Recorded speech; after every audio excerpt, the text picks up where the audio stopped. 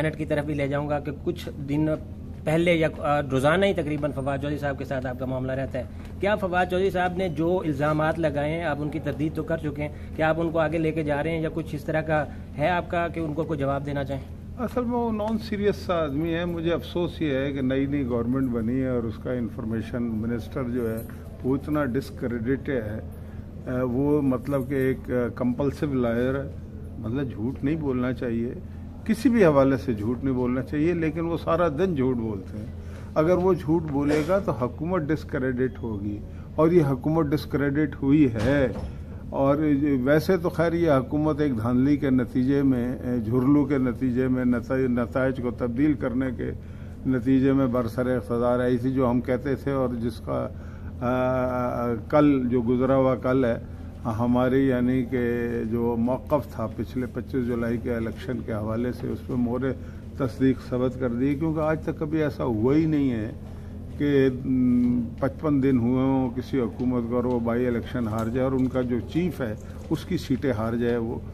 یہ اور آپ کو یاد ہوگا کہ یہ لوگ جب اپوزیشن میں تھے اور ہم تو آخری دنوں تک جیتتے رہے صاحب بائی الیکشن, تو یہ کہتے تھے کہ جی بائی الیکشن, لیکن اب وہ ان کا موقف کہاں پہ گیا. اصل بات یہ ہے کہ یہ بات اگر ہماری حکومت ہوتی نا تو ہم دیکھتے کیسے, اس لیے کہ یہ حکومت جو ہے یہ غیر حقیقی ہے, یہ جینون نہیں ہے. تو یہ عام پبلک کو پتا ہے, سب کو پتا ہے, زبردست بٹھا دیا گیا ہے. جب موقع ملے گا, جب تھوڑا سا, ابھی کل کا بھی میں یہ سمجھتا ہوں کہ بالکل شفاف نہیں تھا, لیکن تھوڑا سا بھی شفاف ہوگا تو یہ بری طرح ہاریں گے.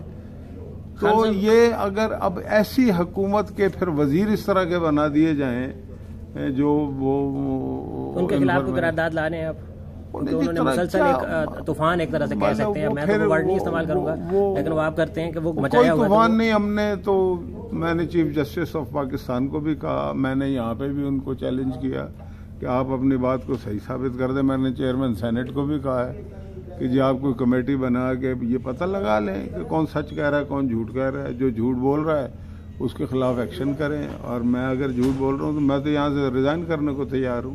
اور پھر وہ اتنی کو فضول بات کر رہے ہیں کہ جی میرے بھائی جو 43 سال 40 سال پہلے بھرتی ہوئے تھے, اگر فرض کرو وہ 10 سال پہلے بھی بھرتی ہوئے تھے, کیا اس ملک کے مسائل تمہاری حکومت اتنی فریجائل ہے کہ میرے بھائی بھرتی ہو گئے اس لیے یہ حکومت جو ہے اس کی معیشت ختم ہو گئی ہے؟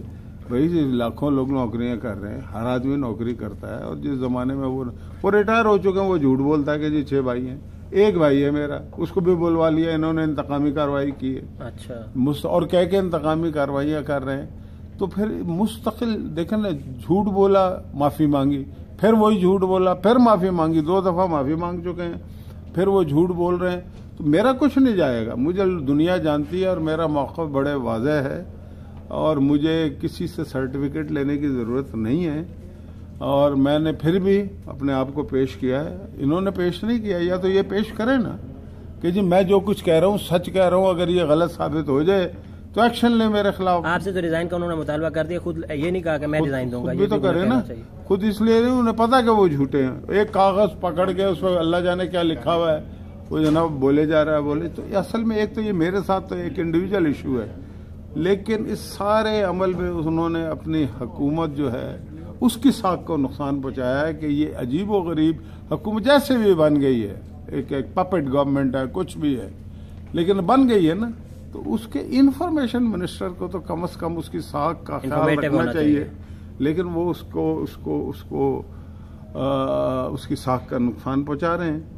تو اگر ساکھ کا نقصان پہنچائیں گے اپنے بچائیں گے, اور کل JLM کے عوام نے ان کی خالی کی ہوئی سیٹ جو ہے وہ چھین لی ہے. یہ ہوتا ہے عوام کا انتقام.